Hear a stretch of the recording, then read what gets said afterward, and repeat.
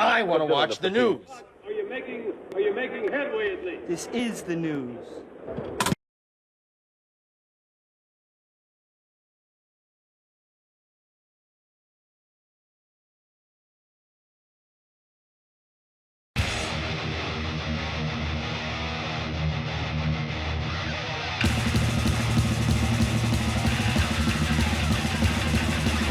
Schmack-a-macabre! It's time for the only news that matters. And you know, I never knew why John Curulewski left Styx. I never knew this, and you know, I owned the first Styx album and Styx 2 as a little kid. Now I got all 4 wooden nickels and Equinox. And I found this article, and I'll read it to you. It says, soon after Styx released their 1975 album Equinox, co-founding guitarist and singer John Curulewski quit the band. Officially, the surprise move came about because he wanted to spend more time with his family. But as often is the case, the truth was more complex and more predictable to some of his bandmates. Equinox is Styx's 5th album and was their first on a major label. And with the success of the 1973 song Lady, which had led direct to the contract with A&M, they were looking forward to building on their achievements. Instead, some of the members felt they wound up with a repeat of the experience with the previous label, Wooden Nickel. I remember JC being really happy with the album and then saying, you know, the same shit is going on with A&M as went on with Wooden Nickel. Charlie Piper said, who's Curulewski's friend and former roadie, when he was speaking with Sterling Whittaker on the 2007 book, The Grand Delusion, the unofficial true story of Kiss. Curulewski told Piper, we're not getting push, we're not getting promo, we're not getting the good tour support.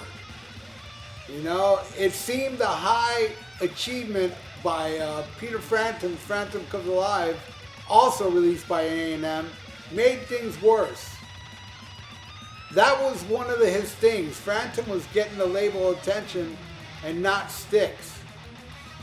Frontman Dennis DeYoung later told Classic Rock Revisited that he was also unhappy with how Equinox was backed. Here's what it did. It stopped in the charts in the 60s and didn't go gold. Originally it sold around 350,000. It was, once again, a failure on the record company's part. They dropped the ball on Equinox. He even matched Curulewski's thoughts regarding Frampton Comes Alive. He said that affected the entire music business because that album told record company executives that they could sell millions of albums to kids without the benefit of a hit single. In a sense, A&M, for us at the time, became a small record label with no distribution because Frampton was everywhere and Equinox got shoved out the door. Curulewski, it seemed, had become used to living with an amount of tension around him. And he was always dissatisfied with everything. Jim Vance, which was Styx tour manager, said he just was not a positive person. Always unhappy. Everyone got along with everybody except for John. He was the rebel. He was probably the weakest of the musicians, but he was still good and he was capable. But he was a rebel. If there was a 5-way vote, it was usually 4-1. He would always take the opposite side. He added that the feeling among the band members had gotten to the point that no one else wanted to share a hotel room with Curulewski. Jim Vance said, I always made sure that I got in with him to try to be the peacemaker and middleman.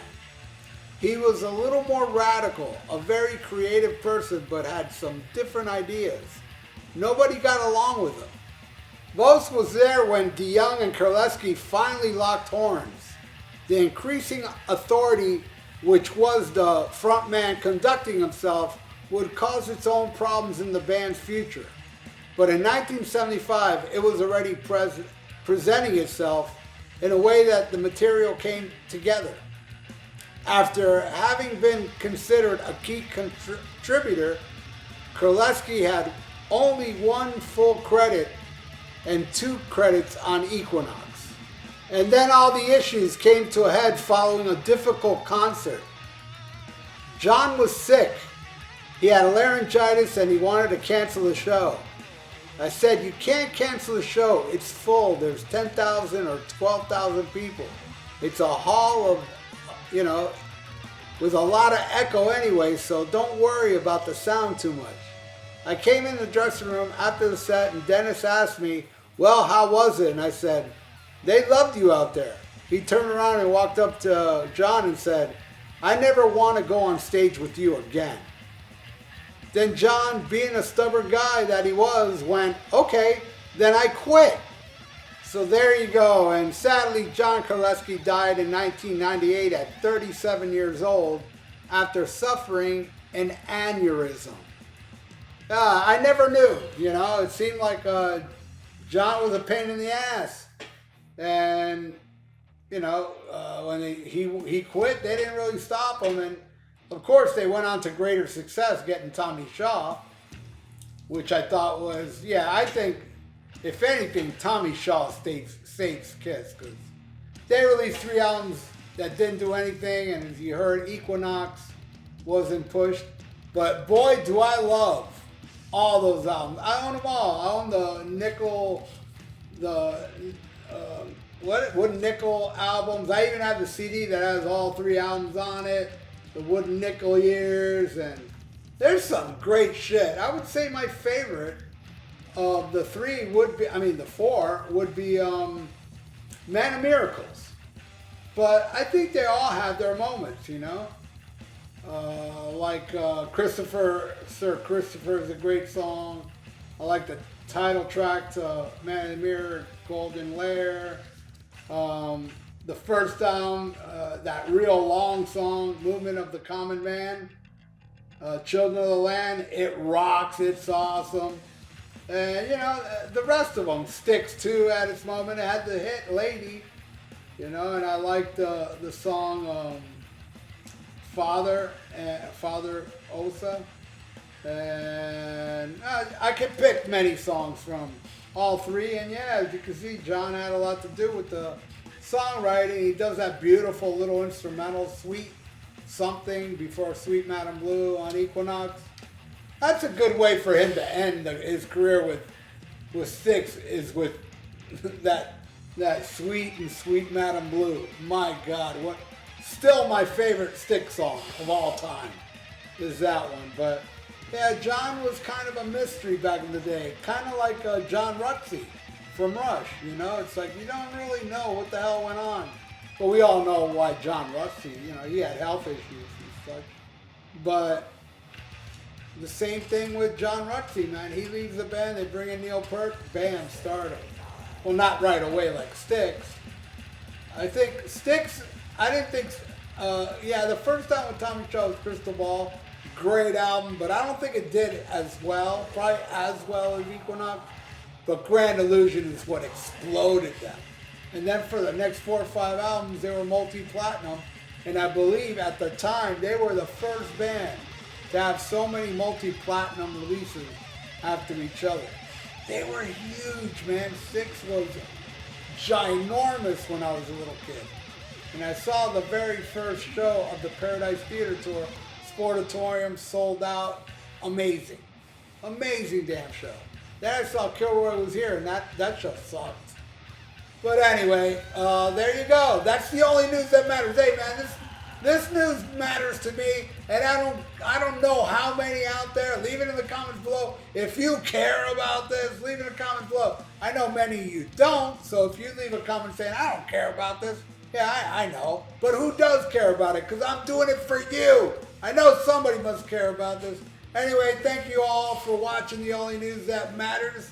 And leave your comments below. What do you think of the Wooden Nickel years and Equinox? Love to know that. And please subscribe to my channel if you haven't, and ring that little notification bell. and like the video. It's good for the YouTube algorithms. So stay frosty, listen to Black Sabbath, and smack 'em a gob. Farewell and adieu to you fair Spanish ladies. Farewell and adieu, you ladies of Spain. For we've received orders for to sail back to Boston. And so never more shall we see you again.